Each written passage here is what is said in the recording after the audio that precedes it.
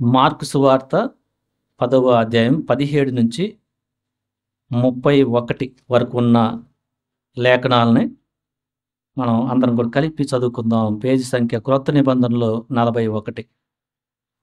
ఆయన బయలుదేరి మార్గమున పోవుచుండగా ఒకడు పరిగెత్తుకొని వచ్చి ఆయన ఎదుట మోకాళ్ళూని, సద్బోధకుడా, నిత్య జీవమునకు వారసుడగుటకు నేనేమి చేయుదునని ఆయనను అడిగాను. యేసు, నన్ను సత్పురుషుడవని ఎలా చెప్పుచున్నావు? దేవుడు ఒక్కడే గాని మరి ఎవడును సత్పురుషుడు కాడు. నరహత్య చేయవద్దు, వ్యభిచరింపవద్దు, దొంగిలవద్దు, అబద్ధ సాక్ష్యం పలుకువద్దు, మోసపుచ్చవద్దు, నీ తల్లిదండ్రులను సన్మానింపుము అను ఆజ్ఞలు నీకు తెలియను గదా అని అతనితో చెప్పాను. అందుకతడు, బోధకుడా, బాల్యము నుండి ఇవన్నీ అనుసరించుతూనే ఇంటినని చెప్పాను. యేసు అతన్ని చూచి అతన్ని ప్రేమించి, నీకు ఒకటి కొదువుగా ఉన్నది, నీవు వెళ్ళి నీకు కలిగి ఉన్నవి అన్నీయు అమ్మి బీదలకిమ్ము, పరలోకమందు నీకు ధనము కలుగును. నీవు వచ్చి నన్ను వెంబడించుమని చెప్పాను. అతడు మిగులు ఆస్తి గలవాడు గనుక ఆ మాటలకు ముఖము చిన్నపుచ్చుకొని దుఃఖపడుచు వెళ్ళిపోయాను. అప్పుడు యేసు చుట్టూ చూసి, ఆస్తి గలవారు దేవుని రాజ్యంలో ప్రవేశించుట ఎంతో దుర్లభమని తన శిష్యులతో చెప్పాను. ఆయన మాటలకు శిష్యులు విస్మయం పొందిరి.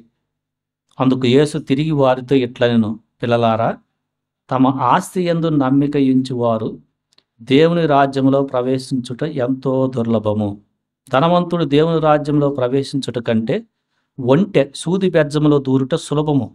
అందుకు వారు అత్యధికంగా ఆశ్చర్యపడి, అట్లయితే ఎవడు రక్షణ పొందగలడని ఆయనను అడిగిరి. యేసు వారిని చూచి, ఇది మనుషులకు అసాధ్యమే గాని దేవునికి అసాధ్యము కాదు. దేవునికి సమస్తమును సాధ్యమే అనెను. పేతురు, ఇదిగో, మేము సమస్తమును విడిచిపెట్టి నిన్ను వెంబడించుదమని ఆయనతో చెప్పసాగాను. అందుకు యేసు ఇట్లనెను, నా నిమిత్తమును, సువార్త నిమిత్తమును, ఇంటినైనను, అన్నదమ్ములనైనను, అక్క చెల్లెండ్రులనైనను, తల్లిదండ్రులనైనను, పిల్లలనైనను, భూములనైనను విడిచిన వాడు ఇప్పుడు ఇహమందు హింసలతో పాటు నూరంతలుగా ఇండ్లను, అన్నదమ్ములను, అక్క చెల్లెండ్రులను, తల్లులను, పిల్లలను, భూములను రాబో లోకమందు నిత్యజీవమును పొందునని మీతో నిశ్చయంగా చెప్పుచున్నాను. మొదటివారు అనేకులు కడపటి వారగుదురు, కడపటి వారు మొదటి వారగుదురని అనేను. మార్కు సువార్త 10వ అధ్యాయంలో 24వ వచనంలో, పిల్లలారా, తమ ఆస్తి యందు నమ్మిక ఉంచువారు దేవుని రాజ్యములో ప్రవేశించుట ఎంతో దుర్లభము, అంటే కష్టమని. ఈ లోకంలో మనకి ధనం అవసరం. వ్యక్తిగతంగా ఇబ్బందులు లేకుండా జీవించాలన్నా ధనం అవసరం. కుటుంబం ఇబ్బందులు పడకుండా కంఫర్టబుల్ లైఫ్ జీవిస్తానికి ధనం అవసరం. మ్యారేజ్ అయితే పిల్లలు, మనతోటి భార్య కంఫర్ట్గా ఉండాలంటే ధనం అవసరం. అయితే యేసు ప్రభువారు మనకు చెప్తున్న ఒక కాషన్ ఏంటంటే, దాని మీద నమ్మకం ఉంచవాక. అంటే మనం కష్టపడాలి, ధనం సంపాదించాలి, రైట్ వేలో, నీతి మార్గంలో. ఇక మన ఎయిమ్ అంతా కూడా, మన యొక్క ముఖ్య ఉద్దేశము ధనం సంపాదించటమే. ధనమే నన్ను ఆరోగ్యం ఇచ్చి కాపాడద్ది అని దేవుని కంటే కూడా ధనం మీదే ఎక్కువ మొగ్గు చూపుతూ, విలువిస్తూ నువ్వు జీవిస్తూ ఉంటే నువ్వు చాలా ప్రమాదంలో ఉన్నావు. అంటే నువ్వు నీ ఆస్తి యందు నమ్మిక ఉంచావు.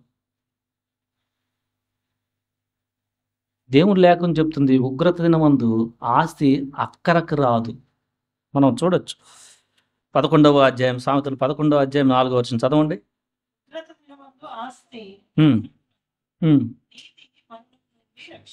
అది మనకి నువ్వు పాపంలోనే ఉంటూ జాగ్రత్త పడకుండా అలా ఉంటే నువ్వు ఆస్తి పెట్టుకుంటే నన్ను కాపాడదు అనుకుంటే సడన్గా అక్కడ చెప్పారు, నీ ఆస్తి నిన్ను కాపాడదు ఆ ఉగ్రత దినమందు.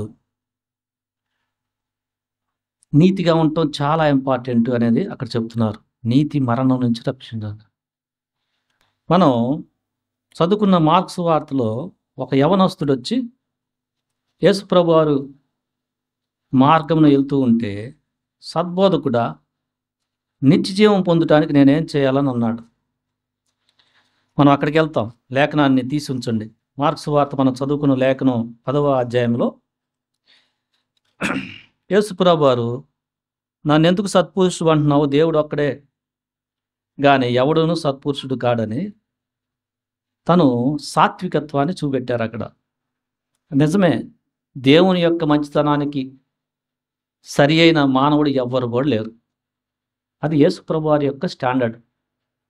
ఈ లోకంలో మనం జనరల్గా నేను మంచాను స్వనీతి మీద ఆధారపడతాం, కానీ దేవుడు ఒక్కడే మంచాడు అనే గ్రహింపుకి రక్షించబడిన మనం అందరం రావాలి.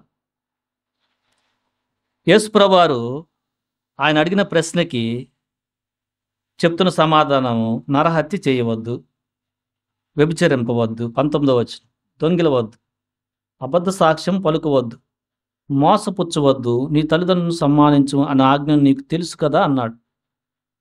ఆయన, ఇవి నేను చిన్నప్పటి నుంచి చేస్తున్నానే బోధకుడా, బాల్యం నుండి ఇవన్నీ అనుసరించుతూనే ఉంటుందని చెప్పాడు. బాల్యం అంటే యూత్ నుంచనే ఇంగ్లీష్లో.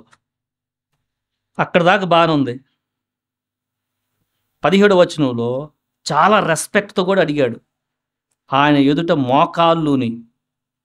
ఇక్కడ యేసుప్రభు వారు ఒక మాట చెప్పారు, ఆయన్ని ప్రేమించి. యేసు అతన్ని చూచి అతన్ని ప్రేమించి 21వ వచనంలో, నీకోటి తక్కువ ఉంది, కొదువుగా ఉంది, నువ్వు వెళ్ళి నీకు కలిగినవన్నీ అమ్మి బీదలకిమ్ము, పరలోకమందు నీకు ధనము కలుగును, నీవు వచ్చి నన్ను వెంబడించుమని చెప్పాను. ఈ మాట చెప్పిన తర్వాత టోటల్గా చాలా ఇబ్బంది పడ్డాడు. ముఖము చిన్నబుచ్చుకొని దుఃఖపడుచు వెళ్ళిపోయాడు. ఎందుకంటే అతడు మిగులు ఆస్తి గలవాడు. 32వ వచనం. ఇతనేందంటే బాగా ఆస్తున్న అతను, దాంతోపాటు దాని మీదే నమ్మకం పెట్టుకున్నాడు. దేవుడు తనకు ఆస్తి ఇచ్చాడు అని ఆ జ్ఞానం కలిగి అట్లా లేడు, కంఫర్ట్గా జీవిస్తున్నాడు. నరహత్య చేయట్లేదన్నాడు, వ్యభిచారం చేయట్లేదన్నాడు, మోసపరచట్లేదన్నాడు, తల్లిదండ్రులు సన్మానిస్తున్నానని చెప్పాడు, ఇవన్నీ చెప్పాడు. కానీ ఒక ట్రబుల్లో ఉన్నాడు అతను తెలియకుండానే. ఏంటిదా ట్రబుల్ అంటే ధనం మీదే నమ్మకం. దాన్ని తెలియలే, ఆ ట్రబుల్లో ఉన్నానని కూడా తెలియలే. అంటే దేవుని కంటే ఎక్కువ ధనం మీద పెట్టేసుకున్నాడు. మేబీ ఆ ధనాన్ని బట్టి తనను గౌరవిస్తున్నారేమో పక్కన, ఆ ఆహారాన్ని పొందుతూ ఆనందిస్తున్నాడేమో తెలియదు. ఎందుకంటే చాలా కంఫర్ట్గా ఉన్నాడు, కానీ ప్రమాదంలో ఉన్నాడని ఆయనకు తెలియలేదు. యేసు ప్రభువు వారు అక్కడ రాసింది అతన్ని ప్రేమించి. యేసు ప్రభువు వారు స్ట్రైట్ ఫార్వర్డ్గా చెప్తారు, ఇచ్చకంలాడడం, అతన్ని ప్రేమించి ఉన్నదున్నట్టుగా చెప్పాడు. ఏం చెప్పాడు? ఈయన పరిస్థితి ఎక్కడ ఉంది మనసు అని, నీకు అవన్నీ అమ్మేసి పరలోకంలో ధనం సంపాదించుకున్న వెంబడించు అనగానే చాలా కష్టం అనిపించింది. చాలా, ఎట్లా అంటే అక్కడ రాసిన మాట చాలా సంతోషంగా, చాలా యాంగ్జైటీతో, చిన్నప్పటి నుంచి ఇవన్నీ నేను చేస్తున్నాను కదా అని చెప్పిన సడన్గా ఆ మాట చెప్పంగానే టోటల్గా ముఖం చిన్నబుచ్చుకొని ఏడుస్తా వెళ్ళాడంట, దుఃఖపడచ్చు. సో ధనము విషయంలో చాలా జాగ్రత్తగా ఉండాలి రక్షించబడిన వారు. సో దేవుడి దగ్గరికి వస్తున్నా నువ్వు ధనం సంపాదిస్తానికి కాదు, ఫస్ట్ స్టెప్ అది నేర్చుకో. దేవుడు నీకు కంఫర్ట్గా ఉండాలని నువ్వు నీతి మార్గంలో సనుక్కోకుండా కృపతో కష్టపడుతూ ముందుకెళ్తే మంచిదే. దేవుడు నిన్ను మెచ్చుకుంటాడు. కాతే జాగ్రత్త లేకపోతే ధనాన్ని బట్టి నువ్వు నానా విధములైన శోధనలోకెళ్ళొచ్చు. నానా విధమైన శోధనలోకెళ్ళొచ్చు. ధనం సంపాదించే దాంట్లో. ఎందుకంటే శోధన ఎప్పుడు స్టార్ట్ అవుద్దంటే నువ్వు ధనాన్ని దేవుడి కంటే ఎక్కువగా ప్రేమిస్తున్నావు అనే దాని కాడ వస్తది శోధన. సో మామూలుగా అయితే రాదు శోధన. నీకెట్లా అంటే నిదర్శనం, ఇప్పుడు ఈయనకేమొచ్చింది శోధన? ఆ మాట చెప్పంగానే టోటల్‌గా జాయ్‌ఫుల్ హార్ట్ అలా డేలా పడిపోయాడు. సత్యాన్ని కూడా అంగీకరించే స్థితిలోకి రాట్లా ఆ హార్ట్. ఇప్పుడు దాకా ధనాన్ని బట్టి కంఫర్ట్‌గా జీవిస్తూ బాగానే జీవిస్తున్నానులే అనుకున్నాడు గానీ, ఆ ధనంలో చాలా డిఫరెంట్ ప్రమాద స్థితిలో ఉన్నాడని ఆయనకు తెలీలా. సో యేసుప్రభు వారు చెప్తున్నారు, మీరు సిరికి దేవునికి మీరు దాసులుగా ఉండలేరు. మత్తయి సువార్త 6వ అధ్యాయము 24లో ఈ మాట మనం చదవచ్చు. 6:24 ఎవడును ఇద్దరు యజమానులకు దాసుడుగా ఉండనేరడు. అతడు ఒకని ద్వేషించి ఒకరిని ప్రేమించును, లేదా ఒకరిని పక్షముగా నుండి ఒకరిని తృణీకరించును. మీరు దేవునికిని సిరి అంటే ధనం దాసులుగా ఉండనేరరు. ఎట్లా నేను దేవునికి దాసునిగా ఉన్నానా, సిరికి దాసునిగా ఉన్నానా? టెస్ట్ చేసుకో ఒకసారి. వస్తున్న పరిస్థితిని బట్టి సిరికి దాసులుగా ఉంటే చాలా ట్రబుల్ అవుతూ ఉంటావు. అంటే నువ్వు పాపం చేస్తున్నాను నీకు ఆ భావం ఉంటుంది. ఎందుకంటే రక్షించబడి నేనేం చేయట్లేదే అని ఉంటావు, కానీ చాలా డేంజర్లో ఉన్నట్టు ఈ థాట్స్ వస్తుంటే. అంటే ధనాన్ని బట్టి ముఖం మాడిపోతా, ఇలా కానీ కోపం ఎక్కువవుతా, ఇలా కానీ ఉంటుంటే డేంజర్లో ఉన్నావు. ఇది చాలా డేంజర్. ఎందుకంటే మిగతా పాపాలు ఈజీగా తెలుస్తాయి. ఏంటంటే నరహత్య చేయట్లేదురా నేను అనుకోవచ్చు. యేసుప్రభు వారు చెప్తున్నారు, నువ్వు దేవుని కంటే ధనం వైపు ఎక్కువ ఆలోచిస్తున్నావు. గాడ్స్ గ్రేస్ మీద రిపెంట్ అవ్వు. ఆ గ్రేస్లోకి రా, అప్పుడు నీకు తెలుస్తుంది. సో ఈ లోకంలో ఎక్కువ మంది రక్షించబడి కూడా ధనానికే ఎక్కువ విలువిస్తున్నారు. బోధకులు, విశ్వాసులు ధనం లోపల నుంచి ధనాపేక్షతో లోపల పెట్టుకొని పైకి ఏదో మాటలు చెప్పే వాళ్ళు చాలామంది. అలాంటి పరిస్థితుల్లో నువ్వు ఉన్నావు కాబట్టి ఒకవేళ ఈ డేంజర్ నీలో ఏమన్నా ఉందా? నేను సిరిని ధనాన్ని దేవుని కంటే ఎక్కువగా ప్రేమిస్తున్నానా? యేసుప్రభు వారు చెప్పిన ఆ మాటకి అతను చిన్నబుచ్చుకొని 32వ వచనం దుఃఖపడుచు వెళ్ళిపోయాను. యేసుప్రభు వారు చుట్టూ చూసి చాలామంది ఉన్నారు అక్కడ. ఆస్తి గలవారు దేవుని రాజ్యంలో ప్రవేశించుట ఎంతో దుర్లభమని తన శిష్యులతో చెప్పాను. నువ్వు యేసుప్రభు వారి శిష్యుడు కావాలనంటే ఆస్తి మీద కాదు నమ్మకం ఉంచాల్సింది, నువ్వు దేవుని మీద. నువ్వు సోమర్తనంగా ఎట్లా పడితే అట్లా ఉండమని కాదు దాని మీనింగ్. నువ్వు చేయాల్సింది నువ్వు చేస్తూ నీతిలో ఉండు. దేవుణ్ణి ఇచ్చే సమయం, దేవునితో గడిపే సమయాన్ని నీ ఆస్తి సంపాదనలో ఎక్కువ గడుపుతూ తగ్గించుకోవాక. చాలామంది ఆ శోధనకు పడిపోతారు. కొంతమంది రక్షించబడి జాబు వలన దేవునికి దూరం అయ్యే వాళ్ళు ఉన్నారు. వాళ్ళు చెప్పే రీజన్ ఏంటంటే, నేను చాలా బిజీ అయిపోయింది, చాలా బిజీ నేను. ఏం చేస్తుంది అక్కడ నీకు? ఆ బ్యాలెన్స్ లేకుండా దేవునికి గడిపే సమయాన్ని కూడా నీ ధన సంపాదన దొంగిలిస్తావు. అది నీకు తెలియదు పాపమని. ఎందుకంటే నీలో ఉన్న ఆ స్వనీతి చావకపోతే దాన్ని నువ్వు గ్రహించలేవు. ఎందుకంటే అది పాపమని తెలియదు. ఎందుకంటే ఈ లోకపోకడలో అది చాలా ఘనం. ఈ లోకమాయలో ధనం సంపాదిస్తా 24 గంటలు కష్టపడుతూ జీవిస్తున్న వాడిని లోకం ఏమంటుందని మెచ్చుకుంటుంది. ఆ మెప్పును నువ్వు పొందుతూ ఈ డేంజర్లో ఉన్నావని నీకు తెలియదు. యేసుప్రభు చెప్పారు, సంపాదించాలి, దాని మీద నమ్మకం ఉంచుకోవాక.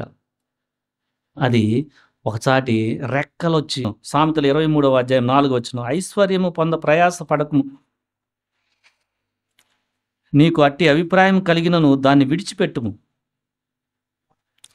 నీవు దాని మీద దృష్టి నిలిపిన తోడనే అది లేకపోవును, నిత్యముగా అది రెక్కలు ధరించి ఎగిరిపోవును. పక్షిరాజు ఆకాశమునకు ఎగిరిపోవునట్లు అది ఎగిరిపోవును. కొంతమంది ఇంకా సంపాదించాలని దేవుణ్ణి పిలుస్తున్నా కూడా, ఇప్పుడు కాదు నేను, అమ్మో అస్సలు డబ్బులు సంపాదించబోతే నాకు ఎట్టా గడుస్తుందని ఉన్నా కూడా జీవితాంతం ద్వారా వాళ్ళు చివరి దాకా కూడా పోస్ట్ పోన్ చేసేస్తారు. చివరికి చేయలేరు. చేస్తామన్నా కూడా ఆరోగ్యం సహకరించదు. అందుకని అప్పుడేం జరిగింది వాళ్ళకి? ఒక మోసం. అదే నువ్వు దేవుని కృపలో ఉంటే రైట్ డెసిషన్ని కరెక్ట్ టైంలో తీసుకోగలుగుతావు. లేకపోతే యాకోబు భక్తుడు చెప్తున్న మొదటి అధ్యాయం 9వ వచనం చదవండి. యాకోబు రాసిన పత్రిక. దీనుడైన సహోదరుడు తనకు కలిగిన ఉన్నత దశ యందు అతిశయింపవలెను. ధనవంతుడైన సహోదరుడు తనకు కలిగిన దీన దశ యందు అతిశయింపవలెను. ఏమైనా ఇతడు గడ్డి పువ్వు వలె గతించిపోవును. సూర్యుడు వడగాలి కొట్టి గడ్డిని మార్చివేయగా దాని పువ్వులను దాని స్వరూప సౌందర్యము నశించును. అలాగే తన ప్రయత్నములను వాడిపోవు. అది నిదానంగా లేఖనం చదివితే యాకోబు భక్తుడు టాప్ లెవెల్లో చెప్తున్నాడు. మనకు దీనుడైన సహోదరుడు ఎవరన్నా ఉంటే అది చాలా మంచిది. నీకు ఎక్కువ ధనం లేకపోవటం, ఎందుకంటే నీ దీనత్వం అనేది దేవుడి ఆ హార్ట్ వస్తుంది. అది చాలా ఉన్నత దశ అంటున్నాడు. నిదానంగా చదవండి ఆ మాట. దీనుడైన సహోదరుడు తనకు కలిగిన ఉన్నత దశ అది. అతిశయపడు. ఒకవేళ నీకు ధనవంతుడు అయ్యావు అనుకో పుట్టుకతోనే, అది దీన దశ. దాంట్లో చాలా ట్రాప్స్ ఉన్నాయి. చాలా కాషియస్గా ఉండు. ఎందుకంటే రేపు ఒక రోజుకి ఇద్దరు చచ్చిపోతారు. కాకపోతే ధనవంతుడు ఏమవుతాడంటే తన ప్రయత్నాల్లో వాడిపోతాడు. సుడిగాలి కొడుతుంది, వడగాలి కొడుతుంది, గడ్డి మాడిపోయినట్టు పూరాలిపోయినట్టు రాలిపోతాడు. గ్రహించావు? ఈ లోకం ఏం చెప్తుంది? ధనవంతుడా, నీకు కలిగిన ఉన్నత దశని బట్టి నువ్వు సంతోషించు అని చెప్తుంది. లేఖనం అట్లా చెప్పట్లేదు. దీనుడైన వాడు మంచి దశలో ఉన్నట్టు. అందుకని సామెతల్లో నేను అతను ప్రార్థన చేసేటప్పుడు 30వ అధ్యాయంలో చక్కగా చాలా బ్యాలెన్స్గా ప్రార్థన చేసుకుంటున్నాడు. ప్రభువా, నేను నాకు కావాల్సినంత ఇవ్వు. 8వ వచనం, వ్యర్థమైన వాటిని అబద్ధములకు నాకు దూరంగా ఉంచుము, పేదరికమునైనను ఐశ్వర్యనైనా నాకు దయచేయకుము, తగినంత ఆహారం నాకు అనుగ్రహింపు, ఎక్కువైతే నేను కడుపు నిండి నిన్ను విసర్జిస్తా, యెహోవా ఎవడని అంటాను, లేదా మరీ తగ్గిందనుకో బీదలైన దొంగతనం చేస్తా, నీ నామానికి అవమానం దోషం చేస్తాను అని బ్యాలెన్స్ కోరుకుంటున్నాడు. సో ధనం విషయంలో బ్యాలెన్స్ చాలా అవసరం. నీకు లేకపోతే మరీ ప్రమాదంలో పడతావు, మరీ ఎక్కువైతే ఆ ప్రయత్నాల్లో వాడిపోతావు. సో అందుకొని ధనం విషయంలో ఎలా ఉంది రక్షించబడిన నీ పరిస్థితి? ధనం విషయంలో చాలా జాగ్రత్తగా, లేకపోతే అవినీతి చేసేస్తాం, లంచాలు తీసుకుంటాం. ఎందుకంటే అది పెరిగిపోతూ ఉంటుంది ధనాపేక్ష. ఎందుకంటే లోకంలో ఉంది అది. లోకంలో గవర్నమెంట్ జాబ్ చేయదా, నీకు పై డబ్బులు చాలా వస్తాయి కదా, ఇది లోకం తీరు. రక్షించబడిన వారు కూడా ఇదే కోరుకుంటూ ఈ మాటలనే గొప్పగా చెప్పుకునే దీనదశలో ఉన్నవారు చాలామంది ఉన్నారు. మా గవర్నమెంట్ జాబ్, రక్షణ పొంది పై డబ్బులు వచ్చేదేంది? పై డబ్బులు నువ్వు అడగకపోతే వస్తుందా? ఒకరిని ఇబ్బంది పెట్టకపోతే పై డబ్బులు వస్తాయా? ఆ జ్ఞానం లేకుండా ఈ లోకపోకడు చూస్తే అబ్బో అది చేస్తూ ఉంటారు. చాలా డేంజర్లో ఉన్నట్టు. ధనవంతుడు తన ప్రయత్నాల్లో గడ్డి వాడిపోయినట్టు, పువ్వు రాలిపోయినట్టు రాలిపోతాడు. అదే పేదవాడైతే ఎప్పుడు దేవుని మీద ఆధారపడతాడు, బ్యాలెన్స్తో ఉండి.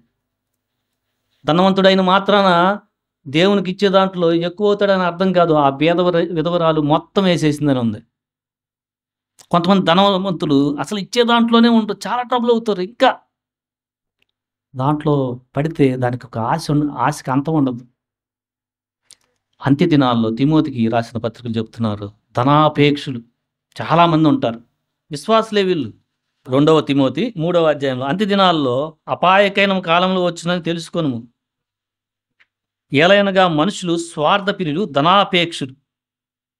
ధనవంతులకు ఉండే ఒక ప్రాబ్లం, జనరల్‌గా ఉండే ఒక ప్రాబ్లం ఏందంటే, వాళ్ళు చాలా అతిశయిస్తా ఉంటారు. ధనం పెరిగే కొంది లోక లోకంలో ఉన్న వాళ్ళు ఏందంటే పొగుడుతుంటారు కాబట్టి దీనదశ ఉండదు. ఈ మనుషుల పొగడ్తలో పడి అతిశయిస్తా ఉంటారు. కీర్తనలు 49 6వ వచనం. తన ఆస్తియే ప్రాపకము అని నమ్మి తన ధన విస్తారణ బట్టి పొగుడుకుంటా ఉంటారు. తెలియకుండా వచ్చేస్తది. అంటే గర్వం పెరిగిపోద్దనమాట. పరలోకం మెచ్చుకొని అతిశయం నీలో ప్రవేశిస్తుంది. ఆ జ్ఞానం కలిగి ఉంటే నువ్వు రేపు ధనవంతుడివైనా గానీ అతిశయించవు. చాలా దీనత్వంతో ఉంటావు. ఎందుకంటే అట్లానే నువ్వు రక్షణ కాపాడుకోగలవు. నువ్వు ధనవంతుడు అవ్వద్దని కాదు. ఎందుకంటే అబ్రహాము చాలా ధనవంతుడు. ఆదికాండము 13వ అధ్యాయంలో 2వ వచనంలో అబ్రహాము వెండి బంగారము పశువులు కలిగి బహుధనవంతుడై ఉండెను. దేవుడు ఆశీర్వదించాడు. కానీ ఆ ధనాన్ని బట్టి అబ్రహాము ఎక్కడ కూడా అవినీతికి, గర్వానికి, అతిశయానికి పాల్పడల. అనవసరంగా ఎవరన్నా ధనం ఇస్తుంటే అవాయిడ్ చేశాడు. విశ్వాసాన్ని చివరిదాకా కాపాడుకొని తనకు దేవుడు ఒక్కడే మేలు చేయగలడు అనే దాని మీద ఆధారపడ్డాడు. అది రైట్ వే. దానియేలు వీళ్ళు మంచి పొజిషన్ ఉండి సంపాదించారు. యోసేపు ప్రధానమంత్రి, చాలా సమృద్ధి. తన కుటుంబాన్ని కూడా తండ్రిని పోషించాడు, అన్నదమ్ములను. కానీ జాగ్రత్త లేకపోతే నీకేమవుద్దంటే వాళ్ళు ఎక్కడ కూడా సనుక్కోల. జాగ్రత్త లేకపోతే నువ్వు ప్రమాదంలో పడి సనుక్కోవటం.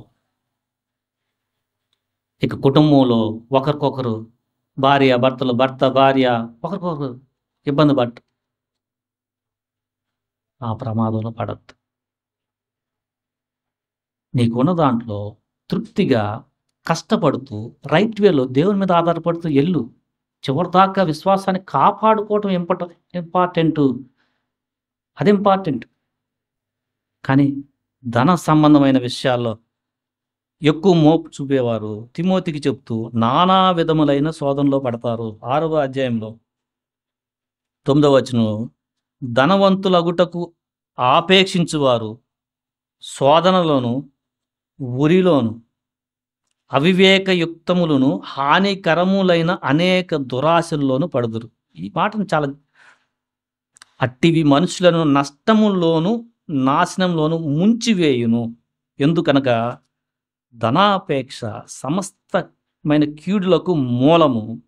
కొందరు దానిని ఆశించి విశ్వాసం నుండి తొలగిపోయి నానా బాధలతో తమ్మును తామే పొడుచుకొనిరి. వేరే వాళ్ళు పొడవటం కాదు, వారికి తెలియకుండానే వాళ్ళకి వాళ్ళే హాని చేసేసుకున్నారు. ఎందుకంటే వారికి ఉన్న వివేకాన్ని తినేసింది. ఇప్పుడు వాళ్ళకి మళ్ళీ లోక పోగొట్లు వస్తున్నాయి. ఏంటిది? వాళ్ళు పొగుడుతూ ఉంటారు. వాళ్ళు పొగుడుతుంటే వీడికి శ్రమ అని తెలియదు. వీడు ఆనందంగా ఆనందిస్తూ ఉంటాడు. అతిశయిస్తా గర్వంలో పోతూ ఉంటాడు. విశ్వాసంలో జారిపోతూ ఉంటాడు. మనుషుల మొప్పును ఎక్కువ పొందుతాడు దేవుని మొప్పు కంటే. ఆ ప్రమాదం ఉంది. పక్కనాడు తీసుకుంటుంటే అరే నువ్వెందుకు ఆగావు? వీడు కూడా ప్రయత్నంలో పోరాడుతూ ఉంటాడు. బీ కేర్ఫుల్గా ఉండు. ధనాపేక్ష అనేది నిన్ను అవివేకంలో పడేస్తుంది. ధనాపేక్ష ఏం చేస్తుందంటే అవివేకంలో పడేస్తుంది.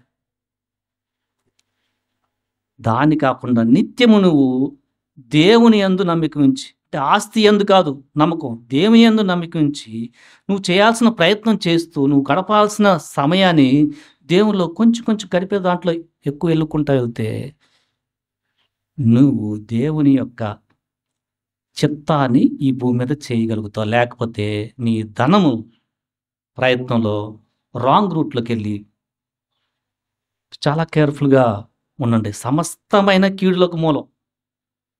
స్వతహాగా అది కీడు కాదు. ధనం సంపాదించటం. బట్ అదే నీకు దేవుని కంటే ఎక్కువైపోయిందంటే, ఇక మొత్తం కీడులన్నీ వచ్చేస్తాయి. అవినీతి, అన్యాయం, జీవపుడంబరం, గర్వం, ధనవంతులు తక్కువగా ఉన్న వారిని హీనంగా చూడటం. ఇవన్నీ దాంట్లో లింక్ అయి ఉన్నాయి. అది గమనించు. కొంతమంది దీంట్లో పడి వాళ్ళనే పూడ్చుకొని విశ్వాసంలో తొలగిపోయారు. పౌలుతో ఫస్ట్ బాగా పరిచయం చేసిన వారు తేమ ఇహలోకాన్ని స్నేహించి వెనక్కెళ్ళిపోయాడు.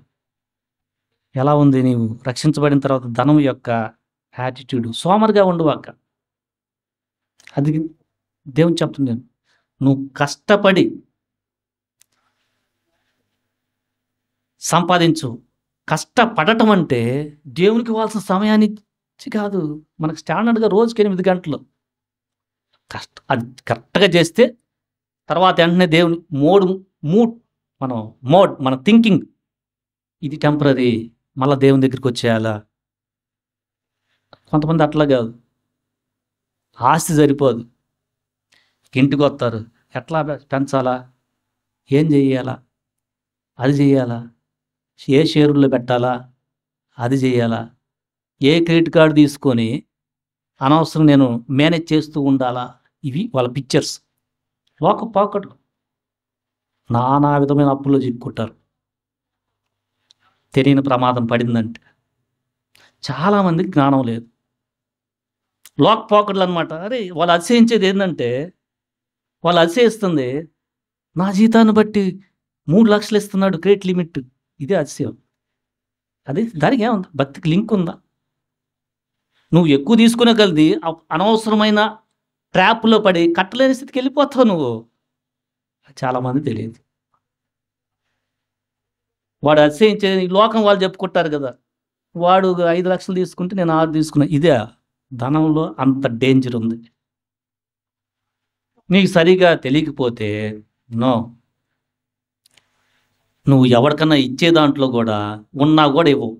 దాన్ని కూడా వడ్డీ లెక్కలేస్తావు. ఇప్పుడేంది ఆడికి ఇవ్వకపోతే? అవినీతి. నీ ఆత్మను నాశనం చేసే స్థితి దానికుంది. అంటే అది బేస్ అవుతుంది ఈ కీడులన్నిటికి కూడా. ఈ జ్ఞానం నీకుంటే ఈ లోకంలో అప్పుడప్పుడు వచ్చే ఫోనుల్లో అమ్మ నీకు లోన్ ఇస్తాను రా, ఇన్స్టెంట్ లోన్. ఊరనే క్లిక్కులు చెయ్యు. ఇది శోధన. తీసేసి నీ కాలు కింద పడేస్తా. మెసేజ్ ఉంచుకో అసలు నీ ఫోన్లో. కొంతమంది ఫ్రీగా లోన్ ఇచ్చారు అని ఆలోచన లేకుండే తీసేసుకోవటం. వాడు చూస్తే 20%, 30% ఇంట్రెస్ట్ వేసి నానా విధమైన అప్పుల్లోకి పోయి బైక్ మట్టికి ఆడంబరంగా బతుకుతుంటారు. తీరా చూస్తే లోపల డెప్త్స్ వాళ్ళకున్నాయి. అప్పులు వాళ్ళ జీవితం. దేవుడు అది చూస్తున్నాడు. ధనం నిన్ను మోసం చేసే ప్రమాదంలో ఉందని అసలు నువ్వు గమనిస్తున్నావా? ఇది చాలా ఇంపార్టెంట్. నరహత్య అంటే ఈజీ గమనిస్తావు. ఆ బాల్యంలో ఉన్న ఆ యవనస్తుడు నరహత్య, వ్యభిచారం అనే పాపాలు ఈజీగా గమనించాడు. చాలా ఈజీగా గమనించాడు. తల్లిదండ్రులు సమ్మానం చాలా ధన విషయంలో మట్టుకి తన డేంజర్‌లో ఉన్నాడనే విషయము తెలియదు. వాడు ఎప్పుడన్నా నీకు తెలిసిందా? తన ఆస్తినే ప్రాపకం అనుకొని అదే నన్ను కాపాడదనుకుంటే జాగ్రత్త. ఉగ్రత దినమందు రాదు. సో నువ్వు జాగ్రత్తగా ఉండాలా. సోమర్తనం లేకుండా కష్టపడాల్సిన సమయంలో కష్టపడుతూ అది నీ యొక్క ఆలోచన కాకుండా దేవుడికి ఇవ్వాల్సిన సమయాన్ని కొంచెం కొంచెం ఇంప్రూవ్ చేసుకుంటా వెళ్తే దేవుడిని బ్లెస్ చేసి ఆ పరిస్థితిని మార్చి నీకు ఉన్నతమైన స్థితిలో తీసుకెళ్తూ ఉంటాడు. నీకు స్థితి పెరిగే కొంది నువ్వు ఇవ్వటం నేర్చుకో. కొంతమంది ధనం సంపాదిస్తుంటే ఇవ్వాలంటే అమ్మో చాలా ఇబ్బంది. మోడల్ తీసుకో. ఈ ధనం ఏం చేయాలంటే నిన్ను పరలోకంలో ధనాన్ని సంపాదించుకునేట్టు చెయ్యాలా. నువ్వు జాగ్రత్త లేకపోతే నీకది ఉండదు. ఆ బీద విధవరాలి మనస్తత్వం హైలైట్ అది. పేతురు అంటున్నాడు, అయితే ఎవరు రక్షణ పొందుతారు ప్రభు అనగానే యేసుప్రభు వారు చెప్తున్నారు, దేవునికి అన్ని సాధ్యమే. ఎందుకంటే అబ్రహాం లాంటి వాళ్ళని దేవుడు వాడుకుంటాడు. దానియేలు లాంటి వాళ్ళు ధనం ఇచ్చి కూడా తన బిడ్డలుగా నిలుపుకుంటాడు. యోసేపు లాంటి వాళ్ళని దేవుడు ఎన్నుకుంటాడు. ఆయనకి అందరు సమస్తమే. నువ్వు జాగ్రత్తగా ఉండు. ధనాన్ని సంపాదించు రైట్ వేలో. టూ మచ్ దాని మీదే పడి దేవుణ్ణి వదిలేసేంత కాదు. జాగ్రత్తగా ఉండు. ఎందుకంటే సమస్తమైన కీడులు దాంట్లో ఉన్నాయి. ఈనాడు ఎక్కువ ప్రార్థనలు కూడా ధనంతో లింక్ అయి ఉంటాయి. వాడు డబ్బులు తీసుకొని ఇవ్వలేదు, ప్రార్థన చెయ్య, ధనంతో లింక్. నాకు ఇంకొంచెం జాబులో ఇంక్రిమెంట్ బాగా అవుతానే ప్రార్థన ధనంతో లింక్. ఒకవేళ ఆ ప్రార్థన చేస్తున్నా అసలు నేను ధనంలో కీడులో పడిపోతానేమో ప్రభువా, ఇది సమస్త కీళ్ళు అన్నాం కదా, దాని నుంచి నన్ను తప్పించు ప్రభు. ఆ ప్రార్థన ఉందా? ఆ ప్రార్థన చేస్తే నీ కరెక్ట్గా అర్థమవుతున్నట్టు. అడుగు, జాబ్ కావాలని అడుగు, but at the same time balance ఉంచుకో. బ్యాలెన్స్ తప్పావా చాలా డేంజర్లో పడిపోతావు. ప్రమాదం ఉంది దాంట్లో. ధన విషయంలో ఎంత నీతిగా ఉంటున్నావు?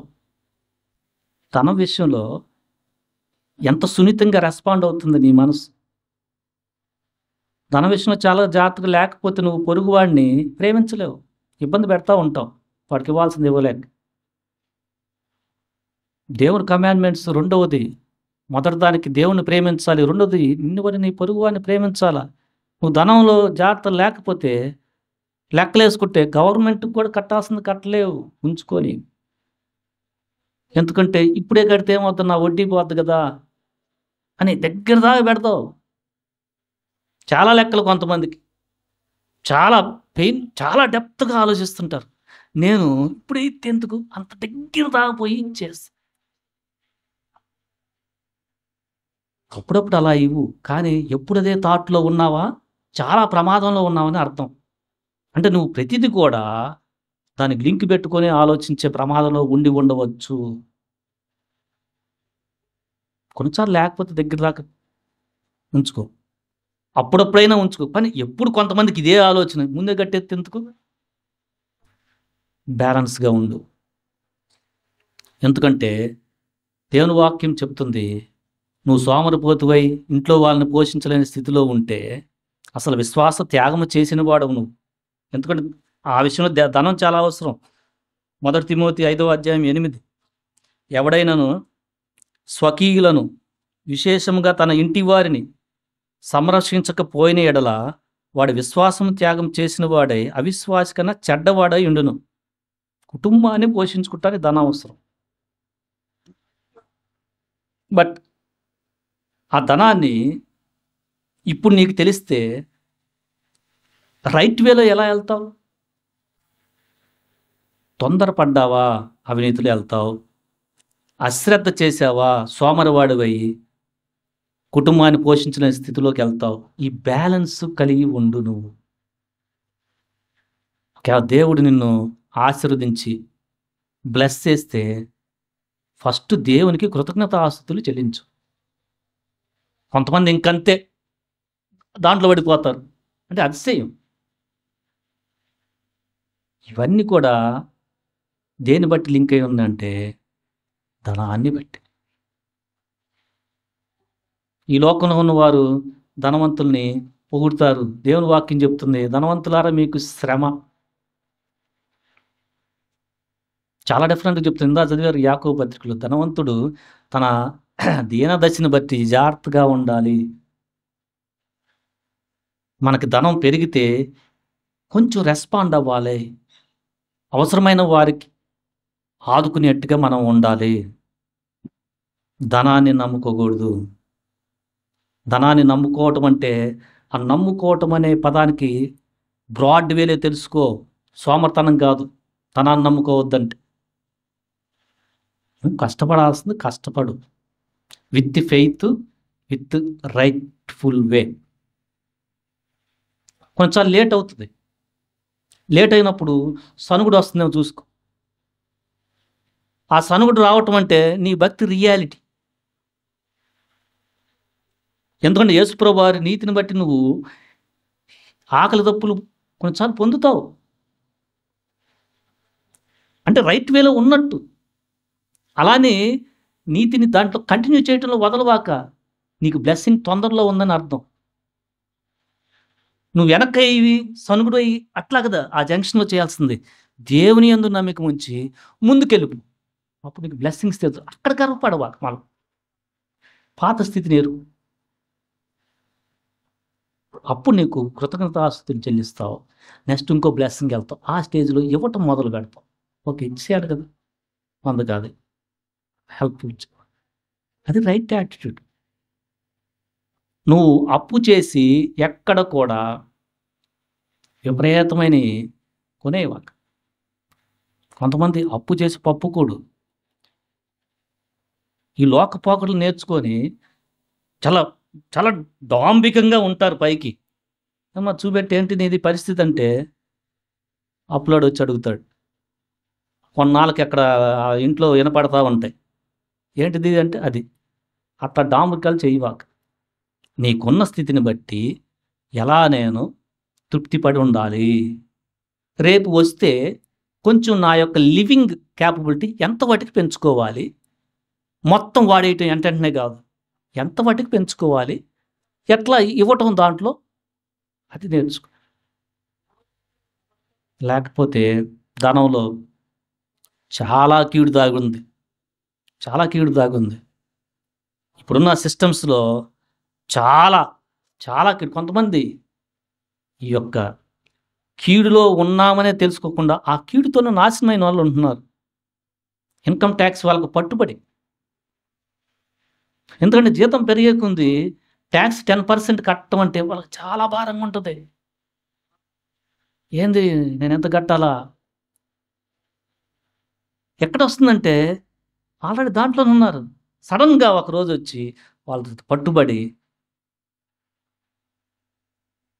బ్లాక్ మనీ ట్యాక్స్ కట్టకుండా నడిపేవాళ్ళు కొంతమంది నా చేతికిచ్చే డబ్బులు. అయ్యి పరిస్థితులు ఇప్పుడు జరుగుతున్నాయి. మీరు చేస్తున్న జాబ్‌లో ఉన్న యజమానులు రక్షణ పొందని వారు ఇట్లాంటి పరిస్థితుల్లోనే ఉన్నారు. ఆ పరిస్థితుల్లో వాళ్ళయి నేర్చుకుంటున్నావా? లేకపోతే లేఖనం నేర్చుకుంటున్నావా? ఇంత ట్రాప్‌లో ఉన్నాను. వాడు నన్ను ధనాన్ని బట్టి నన్ను కూడా దాంట్లో దింపుతాడేమో అనే జ్ఞానం కలిగి, ఆ మాట ఎప్పుడైనా దించుతున్నాడనే వచ్చినప్పుడు నువ్వు సత్యానికి నిలబడుతున్నావా? అలాంటి పరిస్థితిలో ఉన్నావు. ఎందుకంటే ఎక్కువ మంది ధనంలో ఈ లోకం ఎళ్ళిపోతా ఉంది. నీవు ఆ పరిస్థితిలో ఉన్నావు. ఆ పరిస్థితిలో జాబ్ చేస్తున్నావు. ఆ పరిస్థితిలో నివసిస్తున్నావు. సో, నీవు జాగ్రత్తగా ఉండాలనంటే ప్రమాదం రావచ్చు. కాషియస్‌గా ఉండాలి. ఎందుకంటే వాడు అన్యాయం చేయమంటాడు. లేకపోతే భయపెడతాడు. నేను తీసేస్తానని. ఏదో చేస్తాడు. ఎక్కడి నుంచి వస్తుందది? నువ్వు జాగ్రత్తగా లేకపోతే నీలో ఉన్న ఆ భయమే. ధనం లేకపోతే నన్ను ఎట్లా వెళ్తానని దేవుని ఫెయిత్ కంటే అది దొంగిలించటం వల్ల వాడి అన్యాయానికి నువ్వు లోబడతా ఉంటావు. నీకు తెలియకుండానే అంత జ్ఞానం నీకు తెలియకుండానే నువ్వు చేస్తున్న పని అదే. నువ్వు ఆరాధన అయితే చేస్తున్నావు గానీ, ఆ పరిస్థితిని నువ్వు అధిగమించలేకపోవచ్చు. బట్ దేవుని యందు విశ్వాసం ఉంచు. వాడు ఏం చేయలేరు వారు. అయ్యా నేను చేయలేనని సాత్వికంగా చెప్పు. అన్యాయం చేయమంటాడు. అప్పుడు నీ మీద అతని గౌరవం పెరిగి తను ప్రభువుని చూడగలుగుతాడు. ఎందుకంటే నువ్వు అలాంటి పరిస్థితిలో ఉన్నావు అక్కడ. వాళ్ళు దాని మీదే అతిశయిస్తా ఉంటారు. వాళ్ళు అతిశయించేది ఏందంటే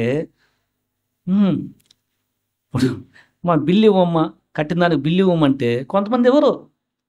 ఎందుకు ఇవ్వరు? ఇన్‌కమ్ ట్యాక్స్‌లో ఎక్కువ కట్టాలని. వాళ్ళు చెప్పేది కూడా అది పాపమని వారు గ్రహించరు అసలు. వాళ్ళు చెప్పేది ఏందంటే ఎప్పుడైనా నీకు బిల్లు ఇచ్చానో చెప్పు, ఏంది ఇట్ట అడుగుతావు? అది వాళ్ళు చెప్పేది. నీకేం తెలియాలి అప్పుడు? ఓకే, ఇక్కడ కదా ఇబ్బంది ఉందని తెలియాలి. అలాంటి పరిస్థితులు నువ్వు సడన్‌గా అది మంచిదని, అది రాంగ్ రూట్‌లోనే వాళ్ళు అరిచేస్తున్నారని నీకు తెలియకపోతే, నీవు కూడా నెమ్మదిగా అట్లా అయిపోతావు.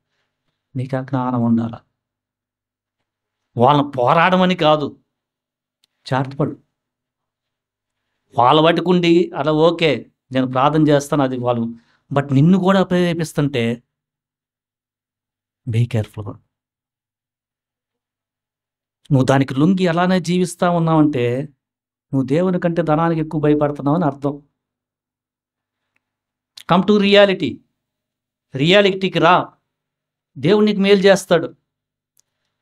ఎందుకంటే దానికంటే ఒక గొప్ప స్థితిలోకి నిన్ను తీసుకెళ్తాడు. ఆస్తి యందు నమ్మకం ఉంచి మనుషులకు భయపడతా, వాళ్ళు ప్రేరేపిస్తున్న, ఇప్పుడు అవిధేయులైన వారికి ప్రేరేపిస్తున్న ఆ శక్తులు నువ్వు కూడా లోబడవాక. ధనంలో ఆ ప్రమాదం ఉంది. బట్ దేవునికి అన్నీ సాధ్యమే.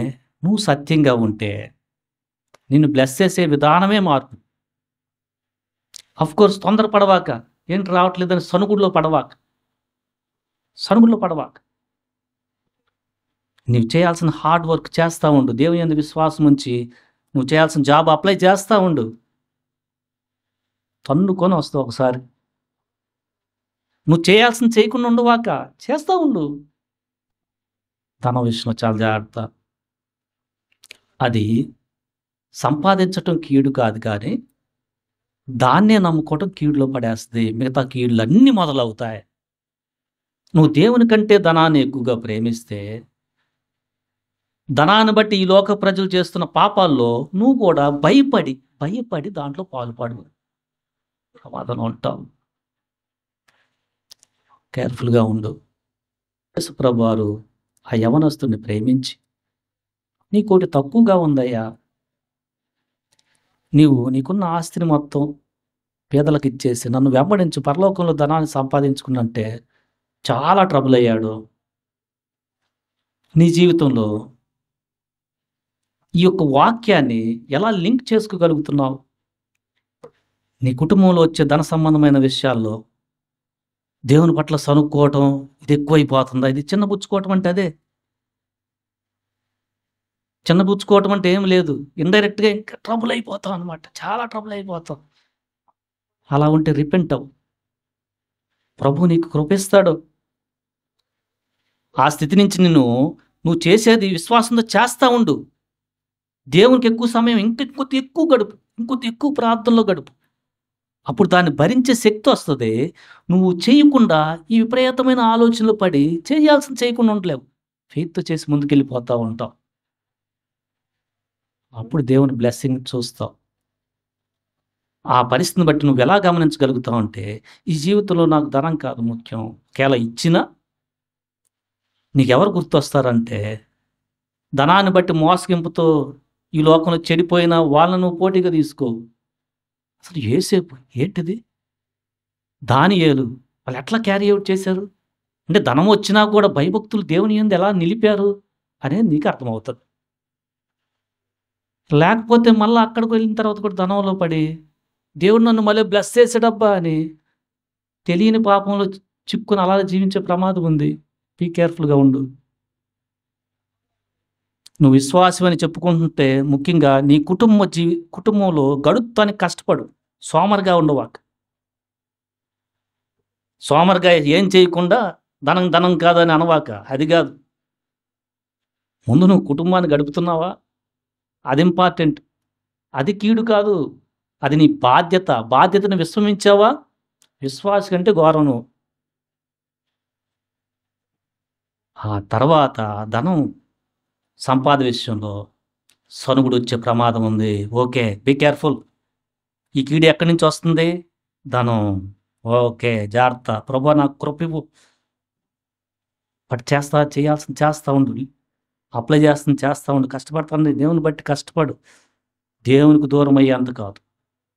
యేసు ప్రభు వారు చెప్పారు. పేతురు అంటున్నాడు, మేము అన్నీ విడిచిపెట్టి వస్తున్నాం కదా ప్రభువా, మాకేంటి అంటే, మీరు ఆ మాట చివరిగా చదవండి. మార్క్స్ వార్త. పేతురు అడిగిన ప్రశ్నకి యేసు ప్రభు వారు, పేతురు ఆ, సమస్తమును విడిచిపెట్టి నిన్ను వెంబడించుమని ఆయనతో చెప్పసాగాను. ఉమ్, అందుకు యేసు ఇట్లా నేను నా నిమిత్తమును సువార్త నిమిత్తమును ఇంటినైనను అన్నదమ్ములైనను అక్క చెల్లెములనైనను తల్లిదండ్రులనైనను పిల్లలనైనను భూములనైనను విడిచిన వాడు ఇప్పుడు ఇహమందు హింసలతో పాటు అక్కడ ఫస్ట్ అండర్లైన్ చేయండి.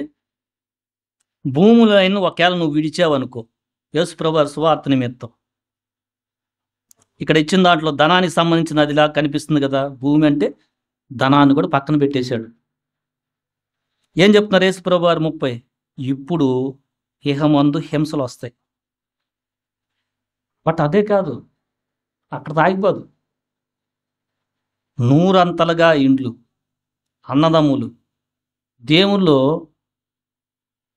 ముందు సువార్త చెప్తా వెళ్తుంటే బ్లెస్ అయ్యే వాళ్ళందరూ కూడా వీళ్ళకి అన్నదమ్ముల్లాగా ఉంటారు. దేవుళ్ళ బ్లెస్సింగ్ ఇది. చివరికి నిత్య జీవాన్ని కూడా పొందుకుంటావు. ఇది చెప్తున్నాడు. హింస రాదనుకోవాక, ఏమి రాదులే అని అనుకోవాక. బట్ హింసలోనే ఉండవు, నువ్వు హింసలోనే ఉండవు. ఎప్పుడు ఆ స్థితి నుంచి బయటకు వస్తావు. ఆ హింస వచ్చినప్పుడు సనుక్కోవాక, బీ కేర్ఫుల్గా ఉండు. ఎందుకంటే అది నిజం. కొంత సమయానికి నువ్వు దాంట్లో స్ట్రాంగ్ అవ్వాలిగా. ఇప్పుడు నువ్వు భక్తులు ఎప్పుడు స్ట్రాంగ్ అవుతావు? ఆ పరిస్థితి వచ్చినా కూడా యోబులాగా యెహోవా ఇచ్చును యెహోవా తీసుకుని పోయాను అని చెప్పినప్పుడు కదా తన యొక్క భక్తి చాలా హైలో ఉందని మనకు తెలుసు. కానీ ఆ స్థితి ఎప్పుడు అట్లా ఉండదు. యోబుకి ఆ సమయం వచ్చినప్పుడు ఆ స్థితి నుంచి అది 200 ఆశీర్వాదం పొందాడు. బట్ హింస రాలేదా? వచ్చింది. హింసలతో పాటు అక్కడే ఉండదు, 100 ఫలాన్ని ప్రభు ఇస్తాడు. నువ్వు ధనాన్ని కూడా విడిచిపెట్టి యేసుప్రభు వారి దగ్గరికి వస్తే అది అట్మోస్ట్ ఫెయిత్. అది చాలా టాప్ మోస్ట్. అందరు రాలేరు, చాలా టాప్ మోస్ట్ అది. కానీ నువ్వు చేయగలిగింది ఏంటంటే అసలు నీకున్న సమయంలో దేవునితో ఎక్కువ సమయం గడవాలి. జాబు నన్ను ముంచేస్తుందేమో అంత ఆ లెవెల్లోకి రా. దేవుడు ఫస్ట్ చూసేది అది. ఉన్నదాన్ని బట్టి మనం చేయాల. ఇంకా కొంతమందికి అట్మోస్ట్ కృప దేవుడు ఇవ్వటం వల్ల మొత్తం పేతురులాగా వచ్చేస్తారు. వచ్చినప్పుడు వాళ్ళ కష్టాలు ఉండవంటే ఖచ్చితంగా ఉంటాయి. భగత్ సింగ్ గారు ఎంతోమంది సేవ చేసిన వారు ఇలా వచ్చారు. బట్ వారి బ్లెస్సింగ్ ఇప్పుడు దాకా యేసుప్రభు వారు వచ్చేదాకా చూడగలుగుతున్నాం. మనం చూడగలుగుతాం. అది utmost. So life is balance. మనకి ధన సంపాదనలోనే అలాగా వెళ్ళిపోతే జాగ్రత్త. చేయాల్సిన అసలు ఏమి చేయకుండా మిస్ అయిపోవచ్చు. బట్ అసలు సంపాదించకుండా ఇంట్లో వాళ్ళనే కష్టపెడతా అలా ఉంటే విశ్వాసి కన్నా అవిశ్వాసి కన్నా చెడ్డవాడై ఉన్నాడు. సో మనకు బ్యాలెన్స్ చాలా జాగ్రత్తగా మనకు అవసరం. ఈ లోక పోకలను బట్టి ఎవరు కూడా పోవద్దు. మీ దగ్గర ఉంటే ఫస్ట్ ఇవ్వాల్సిన వారికి ఇచ్చేసిన తర్వాత మిగతాదే మీరు అనుకోండి. వారికి ఇవ్వకుండా ఊరకనే బ్యాలెన్స్ కనిపిస్తూ ఉంటే మీద అనుకునే మాయలో అసలు పడద్దు. ఇవ్వాల్సిన వారికి ఇచ్చే దగ్గర ఉండి ఇది నా స్థితి. బట్ ఈ స్థితిని బట్టి మనం ప్రభువు లేపుతాడు. అంతేగాని రియాలిటీ ఇది అని తక్కువ మనసుతో ఉండు. ఈ లోక ప్రజలు అట్లా కాదు, అప్పులు చేసి కార్లు కొంటారు చాలామంది. అట్లా ఉండవాక. ఎందుకంటే ఆస్తి మీద నమ్మకము ఉంచటం దేవుని మీద కంటే చాలా ప్రమాదకరం. ఎందుకంటే పరలోక రాజ్యంలో సూది యొక్క బెజ్జంలో ఒంటెన్న దూరతుంది, కానీ అజాగ్రత్తగా ఉన్న ధనవంతుడు పరలోక రాజ్యానికి వెళ్ళటం చాలా కష్టం అని చెప్తున్నారు. దేవుడి మాటలు దీవించునుగాక. ఆమెన్.